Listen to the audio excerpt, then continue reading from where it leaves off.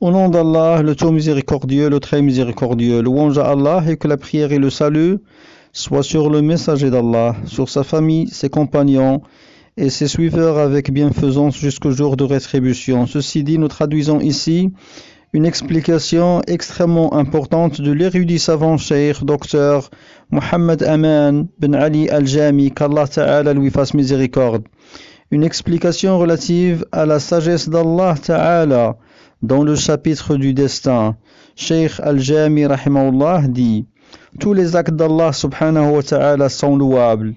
S'il prédestine un bien et qu'il accorde le succès pour réaliser un bien, ceci est une grâce venant d'Allah, pour laquelle on fait sa louange.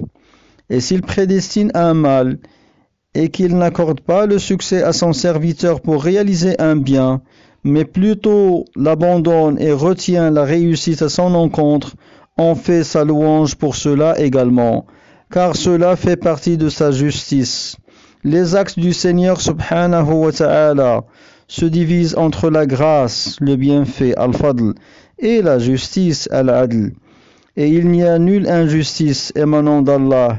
Il n'est injuste envers personne, mais il fait ce qu'il veut par sa sagesse. Les serviteurs peuvent connaître certaines de ces sagesses et peuvent en méconnaître d'autres. Notre foi quant à la justice d'Allah et sa grâce ne dépend pas de la connaissance des sagesses. Ceci est un point important. Celui qui ne veut croire aux actes d'Allah subhanahu wa ta'ala, en son bienfait et en sa justice, que s'il apprend la sagesse, celui-ci n'a pas cru en Allah. Les sagesses font partie des secrets d'Allah subhanahu wa ta'ala. Il peut en montrer certains de ses actes, tout comme Allah a des secrets relativement au chapitre des noms et des attributs.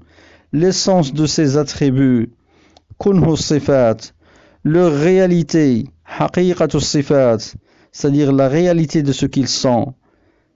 L'essence de ces attributs, leur réalité, cela fait partie des secrets d'Allah subhanahu wa ta'ala.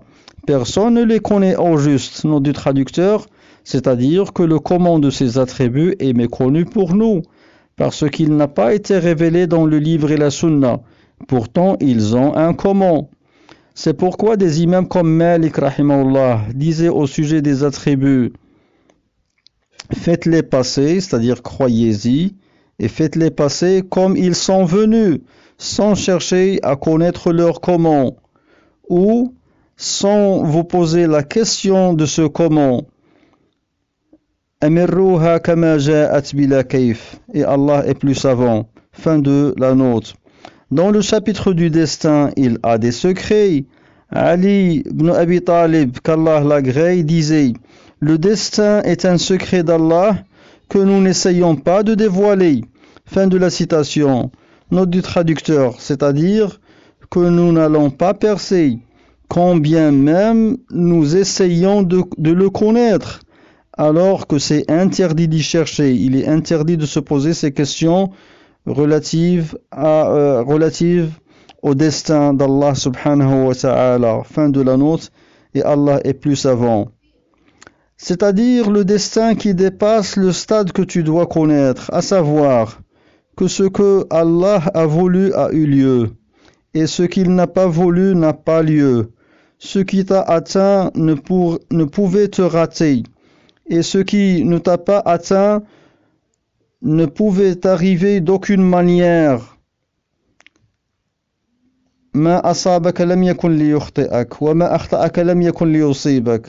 Croire en cette dose est obligatoire dans le chapitre du destin, et c'est l'un des piliers de la foi.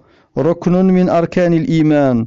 Par contre, le secret du destin, comme de demander: pourquoi a-t-il fait un tel pauvre et un tel riche? Pourquoi a-t-il accordé la vie à un tel et décidé de la mort de tel autre? Pourquoi a-t-il différencié entre les serviteurs, rendant les uns meilleurs que d'autres, dans leur pourvoyance, l'arzaq, dans leur science, al-ilm, dans la santé, as-sihha, et ainsi de suite. Ces choses sont des secrets du destin.